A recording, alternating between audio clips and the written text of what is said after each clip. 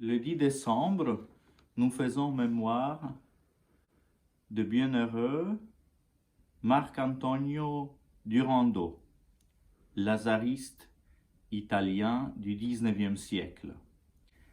Il est né en 1801 et il entre dans la congrégation de la mission, congrégation des lazaristes fondée par Saint Vincent de Paul.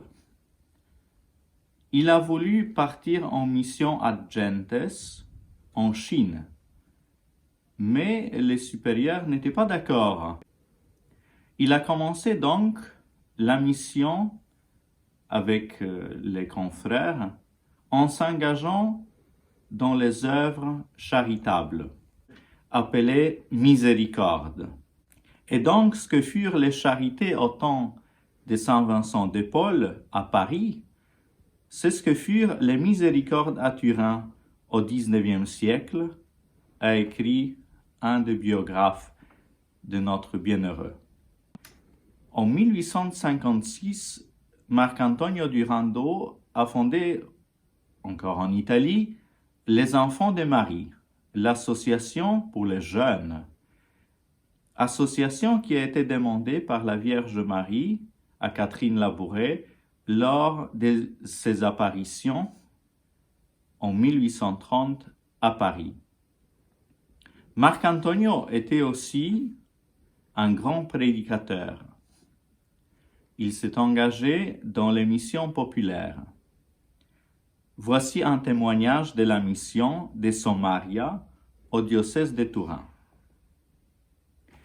Les prédications ont été faites par M. Durando. Au cours de la mission, la participation aux cérémonies fut très importante. Les bistrots furent, pour ainsi dire, fermés pendant tout ce temps. Les confessions commencèrent le 4e jour de la mission et les pénitents furent si nombreux que 17 confesseurs permanents ne purent satisfaire leurs demandes et beaucoup furent contraints de se rendre dans les villages extérieurs. Le 9 février, M. Durando prêcha sur la persévérance.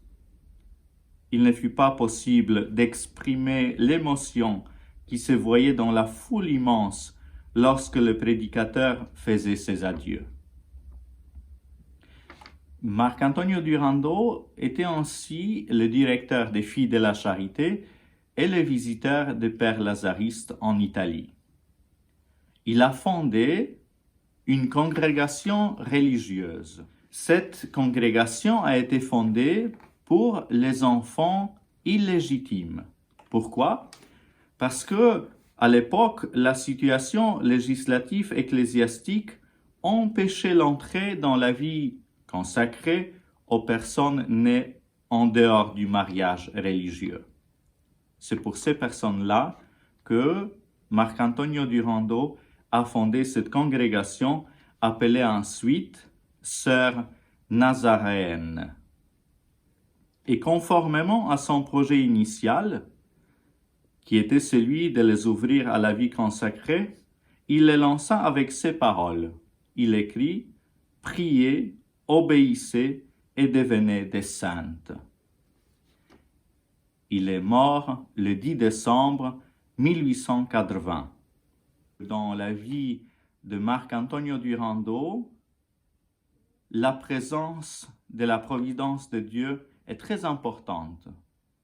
Et nous voyons également que même si nos projets pour la vie, pour notre vocation, ne sont pas tout de suite réalisés ou les supérieurs refusent d'accorder telle ou telle mission que nous désirons d'accomplir, Dieu agit dans notre vie et peut nous donner la force pour devenir un vrai témoin de sa miséricorde.